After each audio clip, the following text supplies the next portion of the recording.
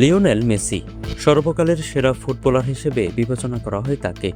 রাজনীতি নিয়ে তেমন মাথা ব্যথা নেই তার, কিন্তু মাঝে মধ্যেই রাজনীতির সংবাদের শিরোনামে চলে আসেন তিনি। অভিযোগ তোলা হয় ইসরায়েলের ইহুদিদের বিভিন্ন দাতব্য প্রতিষ্ঠানে অনুদান দেন মেসি। এই অভিযোগ কতটা সত্য, চলুন ঘুরে আসা যাক খোদ ইসরায়েলের একটি সূত্র থেকে। ইসরায়েলের প্রভাবশালী সংবাদ মাধ্যম টাইমস অব ইসরায়েল গত 11 জুলাই সংবাদ মাধ্যমটিতে প্রকাশ করা হয় ইহুদি ও ইসরায়েলিদের সঙ্গে লিওনেল মেসির রসায়ন। তেল আবিব থেকে প্রতিবেদনটি তৈরি করেছেন জোয়ান মেলামেদ। টাইমস অব ইসরায়েলে তুলে ধরা হয়েছে 2013 সালের এক ঘটনা। তখন ইসরায়েলে আয়োজন হচ্ছে ইহুদি অলিম্পিক মাকাবিয়া। এতে অংশ নিতে আর্জেন্টিনা থেকে রওনা দিয়েছে মাকাবিয়া আর্জেন্টিনা দল। এর ঠিক আগে আর্জেন্টাইন ইহুদি ওই দলটিকে শুভেচ্ছা বার্তা পাঠিয়েছিলেন লিওনেল মেসি। প্রতি 4 বছর পর পর ইসরায়েলে মাকাবিয়ার আয়োজন হয়। এতে অংশ নেয় বিশ্বের বিভিন্ন দেশ থেকে আসা ইহুদি দলগুলো, অর্থাৎ ইসরায়েলের বাইরের অন্য যে কোনো দেশ থেকে আসা কেবল ইহুদিরাই এই অলিম্পিকে অংশ নিতে পারে। তবে আয়োজক দেশ হিসেবে ইসরায়েলের যে কোনো নাগরিক অর্থাৎ মুসলমান অথবা খ্রিস্টানরাও অংশ নিতে পারে। প্রাচীন ইহুদি ইতিহাসের যোদ্ধা ও নেতা জুডাস মাকাবির নামে এই প্রতিযোগিতার নাম রাখা হয়। নিজের দেশের ইহুদি সম্প্রদায়ের প্রতি সমর্থন জানানো এটিই প্রথম ছিল না মেসির। 1994 সালে আর্জেন্টিনার বুয়েন্স আইরেস শহরে আর্জেন্টাইন ইসরায়েলি মিউচুয়াল অ্যাসোসিয়েশনস বা AMIA ভবনে বোমা হামলা হয়। এতে মৃত্যু হয় 85 জনের। নিহতদের স্মরণে একটি প্রচারে অংশ নিয়েছিলেন লিওনেল মেসি। এর 1 মাস পর বার্সেলোনা এফসির সঙ্গে একটি শান্তি সফরে ইসরায়েল যান তিনি। সেখানে ইহুদিদের পবিত্র প্রার্থনার জায়গা ওয়েস্টার্ন ওয়াল পরিদর্শন করেন। ওয়েস্টার্ন ওয়ালের সামনে ইহুদিদের মতো কিপ্পা টুপি মাথায় দিয়ে মেসির ছবিও জুড়ে দেওয়া হয় টাইমস অব ইসরায়েলের এই প্রতিবেদনে। স্প্যানিশ ক্লাব বার্সেলোনাতেই ক্যারিয়ারে বেশি সময় কাটিয়েছেন মেসি।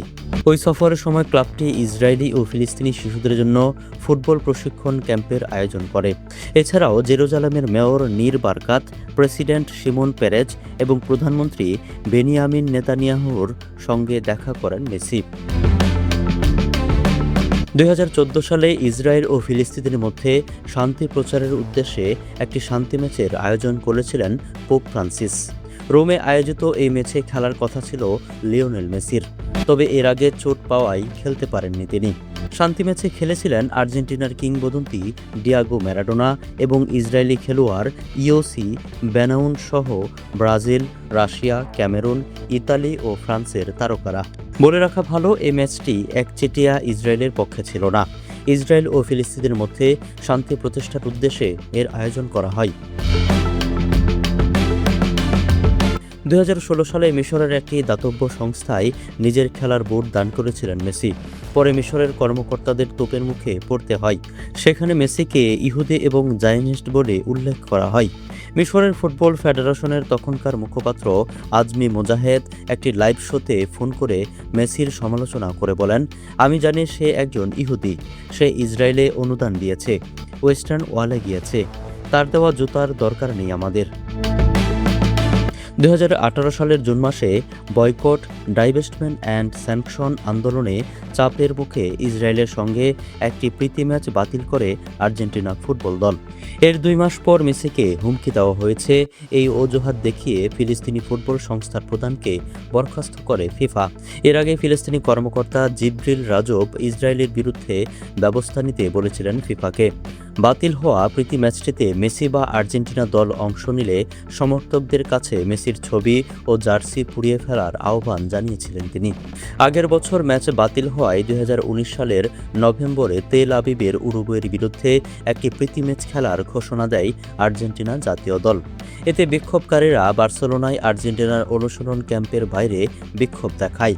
মেসিকে এই ম্যাচে অংশ না নেওয়ার আহ্বান জানায়। তবে সব বিরোধিতা উপেক্ষা করে ম্যাচটি পরিকল্পনা অনুযায়ী হয়। রুমফিল্ড স্টেডিয়ামে 29,000 দর্শকের উপস্থিতিতে একটি গোল করেন মেসি। দর্শকদের মধ্যে উপস্থিত ছিলেন ইসরায়েলের তখনকার প্রেসিডেন্ট রেভেন রিভলিন। পরে 2022 সালে প্যারিস সেন্ট জার্মেইর হয়ে মেসি আরও 2 বার ইসরায়েল সফর করেন। চ্যাম্পিয়ন্স লিগের 2টি ম্যাচে মাকাবি হাইফাকে পরাজিত করেন। 2020 সালে দৃষ্টি প্রতিবন্ধীদের জন্য ডিভাইস প্রস্তুতকারী ইসরায়েলি প্রতিষ্ঠান অরক্যাম এর ব্র্যান্ড অ্যাম্বাসাডর হিসেবে 3 বছরের চুক্তি সই করেন মেসি। এর আগে 2017 সালের ডিসেম্বরের তেল আবিব ভিত্তিক প্রতিষ্ঠান সিরিন ল্যাবস তাকে গ্লোবাল অ্যাম্বাসাডর হিসেবে নিযুক্ত করেছিল। বিশ্বকাপে আলজেরিয়ার বিরুদ্ধে আর্জেন্টিনা 3-0 ব্যবধানের জয়ে মেসি হ্যাট্রিক করেন।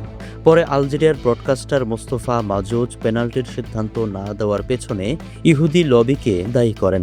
পেনাল্টি হলে সিদ্ধান্ত মেসির বিরুদ্ধে যেতে পারত বলে মন্তব্য করেন তিনি।